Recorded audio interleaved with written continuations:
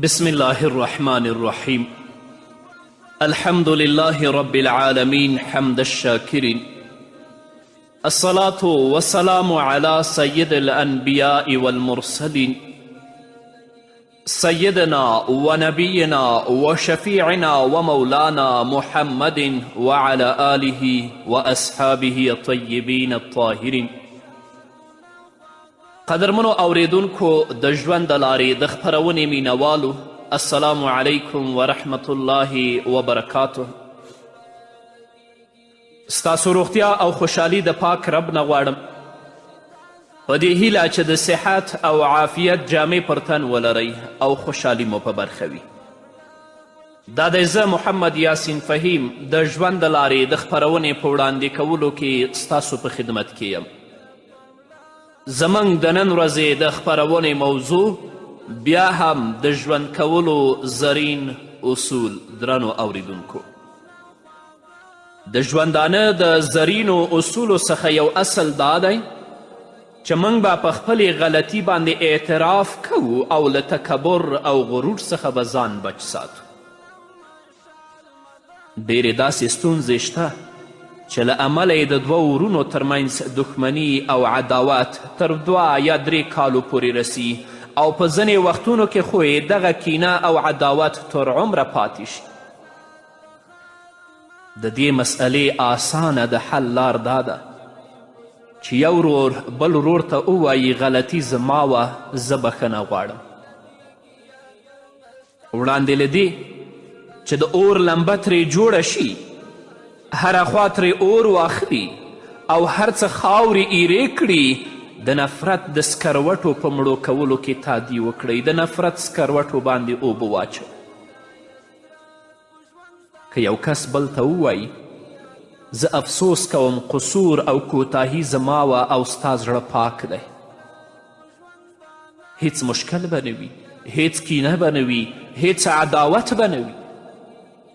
نو که موږ او تاسو د خاکساري او تواضع داسې مظاهره وکړو او خلکو ته داسې الفاظ ویل زده کړو لکه پاس مو چې وویل چې زه افسوس کوم، قصور او کوتاهي زما ده، ستا زړه پاک دی، نو ژوند به څومره آسانه او خوندور شي. خو موږ داسې نه دي کړي چې په خپلې غلطي باندې اعتراف وکړو او له تکبر څخه ځان وساتو. نه، په خپلې غلطي باندې هم ټینګ ولاړ یو او د تکبر څخه کله هم موږ ځان نه دی ساتلی. همدا وجه ده چې په ستونزو، کړاوونو او بدبختیو کې راښکیل یو. د دوو مخورو او د قدر وړ صحابه و کرامو ابو ذر او بلال رضی الله تعالی عنهما ترمنځ په کومه خبره لانجه رامنځته شوې وه. حضرت ابو ذر رضی الله تعالی عنه د غصې په حال کې سیدنا بلال رضی الله تعالی عنه ته د ابن سودا آواز وکړ، یعنی ای د تورې حبشۍ ښځې زویه. بلال رضی الله تعالی عنه د دې خبرې شکایت محمد رسول الله صلی الله علیه وسلم ته وکړ. نبی کریم صلی الله علیه وسلم حضرت ابو ذر رضی الله تعالی عنه را وغوښت او پوښتنه یې ترې وکړه آیا تا بلال رضی الله تعالی عنه ته کنځلې کړي دي؟ ابو ذر رضی الله تعالی عنه ورته وفرمیل هوکې. نبی کریم صلی الله علیه وسلم ورته وفرمیل آیا تا د هغه د مور یادونه کړې ده؟ ابو ذر رضی الله تعالی عنه وفرمیل ای د الله رسوله، څوک چې له خلکو سره چیړ کوي، څوک چې د خلکو سره جنجال کوي، د هغه د مور یادونه خامخا کیږي. نبی کریم صلی الله علیه وسلم ورته وفرمیل په تا کې ناپوهي شته، یعنی په تا کې د جاهلیت د زمانې خوی لا پاتې دی او باقی دی. د نبی کریم صلی الله علیه وسلم په دې خبره باندې د ابو ذر رضی الله تعالی عنه رنګ والوت. ویل آیا د زوړوالي په دې عمر کې؟ نبی کریم صلی الله علیه وسلم وفرمیل هوکې. د دې نه وروسته بیا محمد رسول الله صلی الله علیه وسلم ابو ذر رضی الله تعالی عنه ته د ما تحت سره د سلوک کولو طریقه وښوده او ویې فرمایل څوک چې الله رب العزت ستاسو ماتح کړي یعنی ستاسو د لاس لاندې وي هغوی ستاسو ورونه دي. د هر چا ورور چې د هغه ماتحت وي په هغه د خپله ډوډۍ خوري یعنی هغه خوراک چې خپله کوي ده ته دې هم ورکوي او خپله جامه دې ور واغوندي یعنی هغه جامه چې خپله اغوندي ده ته دې هم ور واغوندي. ده ته دې د داسې کار کولو نه وایي چې د ده له وس نه د باندې وي.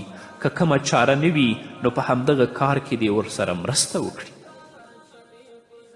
حضرت ابوذر رضی الله تعالی عنه چې دا خبره واورېده نو لاړ او له بلال رضی الله تعالی عنه سره مخ شه، له هغه یې بخښنه وغوښته. د حضرت بلال رضی الله تعالی عنه پر وړاندې په ځمکه کښېناست، خپل مخ یې په اوچه ځمکه باندې کېښود او بلال رضی الله تعالی عنه ته یې ویلې ای بلاله خپله پښه زما په مخ باندې کېږده. الله اکبر. دا چې رسول الله صلی الله علیه وسلم ورته تربیت ورکوه نو د صحابه و کرامو رضی الله تعالی عنهم مزاجونه هم دغسې ول. هغوی د نفرت اور مخکې له دې چې هغه بل شي د بلیدلو نه وړاندې هغوی به د هغه اور د مړه کولو هڅه کوله. که خامخا اور به لمبه شو بیا به یې د ډیرېدو مخه نیوله. همدارنګه د بخاري حدیث دی. یوه بله ورځ د سیدنا ابابکر رضی الله تعالی عنه او د سیدنا عمر رضی الله تعالی عنه ترمنځ لږې ترخې خبرې وشو. عمر رضی الله تعالی عنه خفه شو او لاړ. ابوبکر رضی الله تعالی عنه په خپلو کړو پښیمانه شو او له دې ویرې چې خبره اوږده او خوره نشي د عمر رضی الله تعالی عنه شاته شاته ور روان شو او ویل به له عمره ما وبخه عمره ما وبخه. خو عمر رضی الله تعالی عنه شاته مخ نه را اړو او همداسې مخ په وړاندې روان.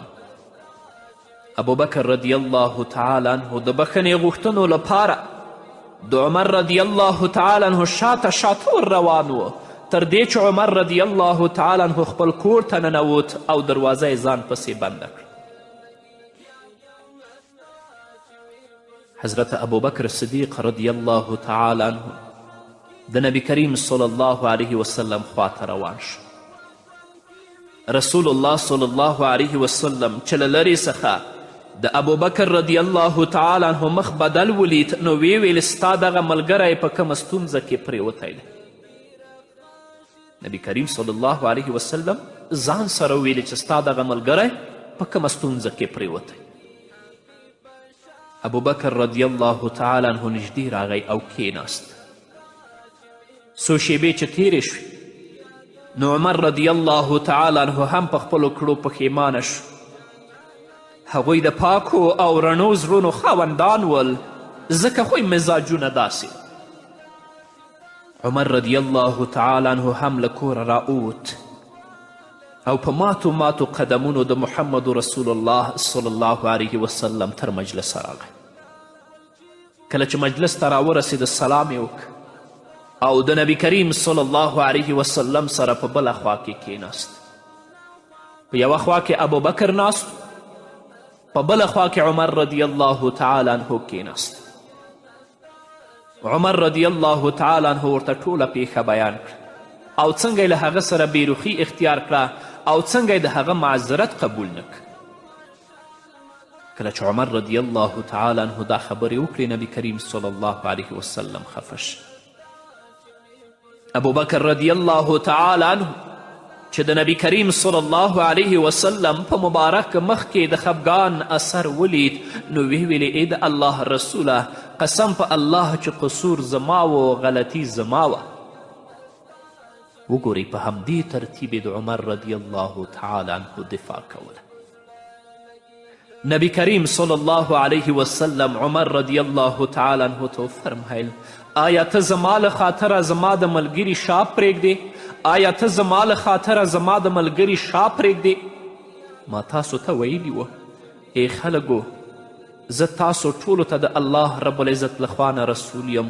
تاسو ټولو راته په ځواب کې ویلي و ته دروغ وایې او یوازې ابابکر رضی الله تعالی عنه راته وفرمیل چې ته رښتیا وایې. دا چې انسان خپله غلطي ومني دې سره انسان نه وړوکی کیږي. د انکسار او تواضع تقاضا همدغه ده چې انسان د منډه کیدو پر ځای په خپله غلطي اعتراف وکړي. د مسلم حدیث دی، نبی کریم صلی الله علیه وسلم فرمای کم کس چې د الله لپاره تواضع اختیار کړي الله رب العزت به هغه پورته کوي، یعنی درجه به الله رب العزت لوړوي او د خلکو په منځ کې به هم معزز شي. او څوک چې تکبر کوي هغه متکبر به الله رب العزت ذلیله کوي او رسوا کوي به. همدارنګه د ژوندانه د اصولو نه بل اصل دا دی چې د خلکو له اصلاح وړاندې موږ خپل ځان اصلاح کړو. د خلکو له اصلاح وړاندې خپله اصلاح بې حده اړینه ده. داسې ونه شي چې خلک د ځان اصلاح ته ښه پاملرنه وکړي او ته په همغه ځای کې پاتې شي په کوم ځای کې چې وي. په ځانګړې توګه کله چې ته په یو داسې ځای کې دنده ولرې چې ستا کار په هدایت، توجیه او د خلکو په اصلاح باندې مبني وي. که په داسې ځای کې د دنده وه نو پوه شه چې د خلکو نظرونه ستا څارنه کوي او ستا هر یو حرکت نوټ کیږي، نو د دې لپاره تر خپله وسه پورې د قانون د قاعدې خیال وساته. عمر رضی الله تعالی عنه یوه ورځ د خلکو ترمنځ جامې وویشلې. هر چاته یوه جوړه جامې ورسېدې. د جمعې په ورځ امیر المؤمنین عمر رضی الله تعالی عنه پورته شو او په خطبه کې داسې وویلې الله رب العزت پر تاسو زما سمع او طاعت فرض کړی دی چې تاسو به زما تابعداري کوئ. سمدواره یو تن پورته شو او ویلې ستا لپاره هیڅ سمع او طاعت نشته. عمر رضی الله تعالی عنه په حیرت سره پوښتنه وکړه ولې؟ هغه وویلې ځکه تا زموږ ترمنځ یوه جوړه جامې ویشلې دي او په خپله د 2 جوړه جامې د اغوستلو لپاره ایښي دي. عمر رضی الله تعالی عنه چې دا خبره واورېده نو په لمونځ کوونکو یې نظر واچو. په لمونځ کوونکو کې ورته خپل زوی عبدالله ابن عمر رضی الله تعالی عنهما تر سترګو شه. د هغه په لیدو یې وویلې عبدالله ابن عمره پورته شه. عبدالله ابن عمر پورته شو. عمر رضی الله تعالی عنه ترې پوښتنه وکړه تا خپله جامه ماته نه وه راکړې چې دا واغونده او خطبه پکې ووایه؟ عبدالله ابن عمر ویلې هوکې درکړې مې وه. دې خبرې سره سړی کیناست او ویلې اوس به موږ ستا خبرې اورو، منو به یې. دې خبرې سره خبره ختمه شو. ګورې د هغه سړي په زړه کې شک و چې عمر رضی الله تعالی عنه 2 جامې اخیستې دي. اما حضرت عمر رضی الله تعالی عنه د ده شک ختم که چې ما 2 نه دي اخیستي بلکې زما زوی خپله جوړه ما ته راکړې چې ته دا واغونده. نو د خلکو له اصلاح وړاندې خپله اصلاح بې حده اړینه ده. داسې ونه شي چې خلک د ځان اصلاح ته ښه پاملرنه وکړي او ته په همغه ځای کې پاتې شي چې چیرته وي. نور به واورو درنو اوریدونکو خو د یوې دمې نه وروسته. قدرمنو اوریدونکو بیا هم زموږ سلامونه ومنئ. که چیرې غواړئ چې خلکو ستاسو نصیحت ومني نو تر ټولو وړاندې د خلکو نصیحت منلو ته تیار شئ. یو کس به تل خپلې میرمنې ته ویل چې د بچیو خیال ساته، هغوی ته ښه خواړه او اوبه تیاروه، زه به تر کومه تا ته وایم چې د خوب کوټه سمه جوړوه. میرمنې به یې تل په ورین او پراخه تندیک ځواب ورکوه انشاءالله ټول کارونه به کوم، ته مه خفه کیږه. یوه ورځ یې میرمنې ورته وویل چې د کوچنیانو د درس او د تعلیم لپاره ته لږ د وخته کور ته راځه، هغوی ته لږ وخت ورکوه. خاوند یې په غوسه شو او ویل زه د هغوی لپاره بیکاره نه یم، ناوخته راځم او که د وخته ستا پکې څه کار دی ته زما په کارونو کې ولې کار لري؟ تاسو وایئ قدرمنو اوریدونکو چې کله یو خاوند خپلې میرمنې ته داسې خبرې وکړي له دې وروسته به میرمن د ده په خبرو عمل وکړي یا به نصیحت ومني؟ هیڅکله نه. عقلمند انسان او هوښیار انسان د کور په دیوالونو کې سوری نه پرېږدي چې خلک پکې د ده کور ته وګوري. هغه خلکو ته وار نه ورکوي چې خلک د ده د ذات په اړه د شکوکو او شبهاتو ښکار شي. نبی کریم صلی الله علیه وسلم به د رمضان په مبارکه میاشت کې اعتکاف کوه.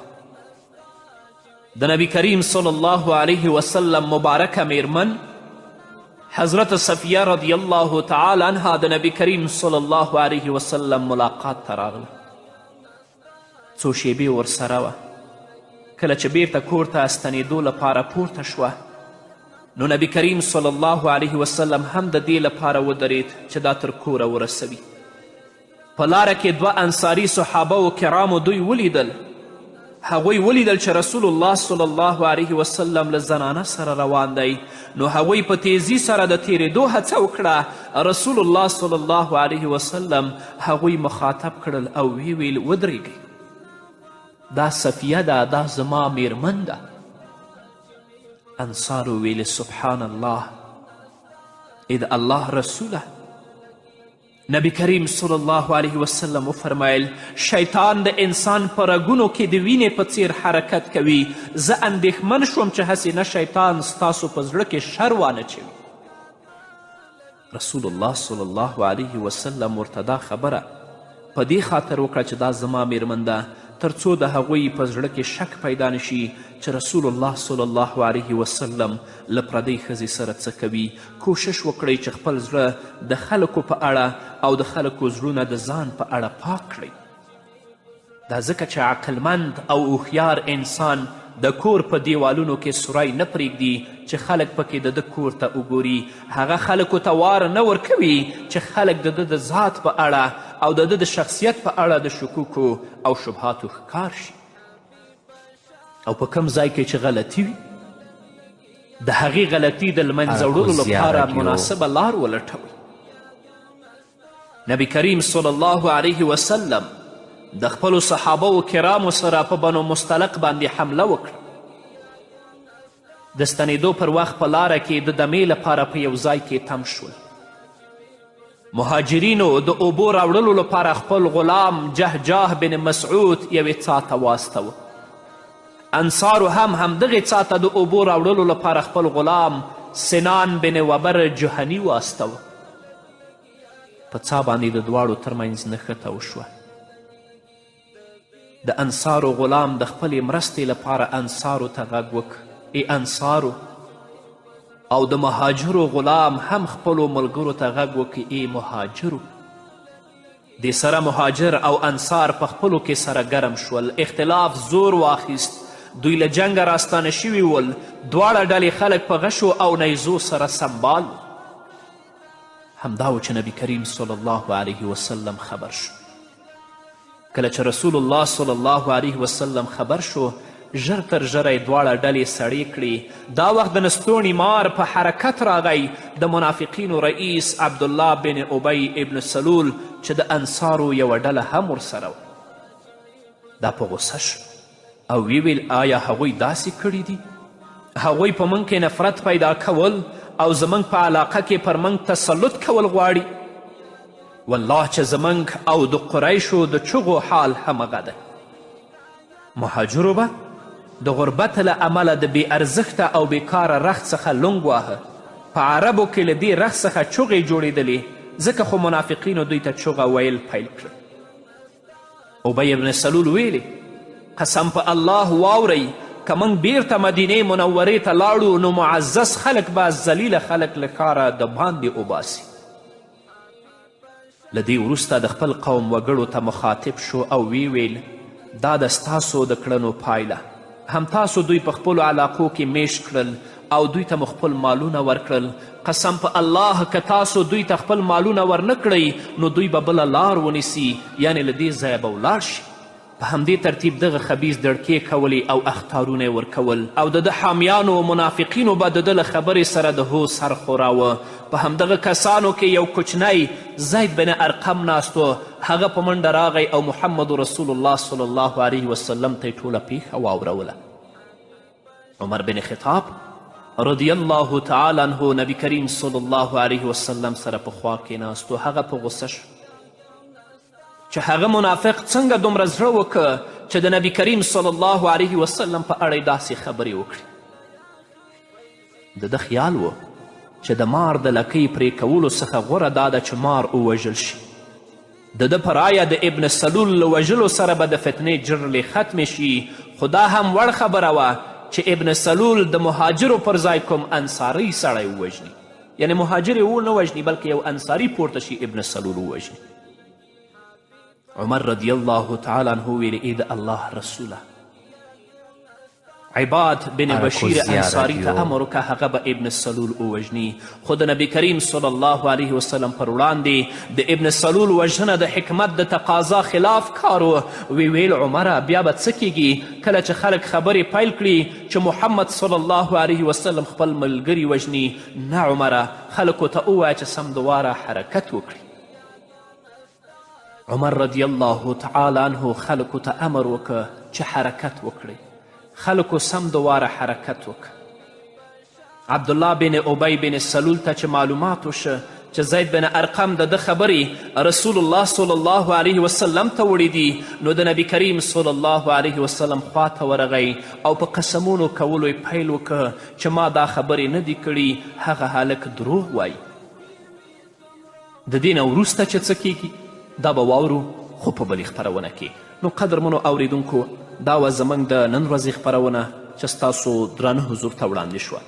تر بلې خپرونې پورې چې زه بیا هم ستاسو درانه حضور ته راځم، تاسو ټول په لوی او بخونکي الله سپارم.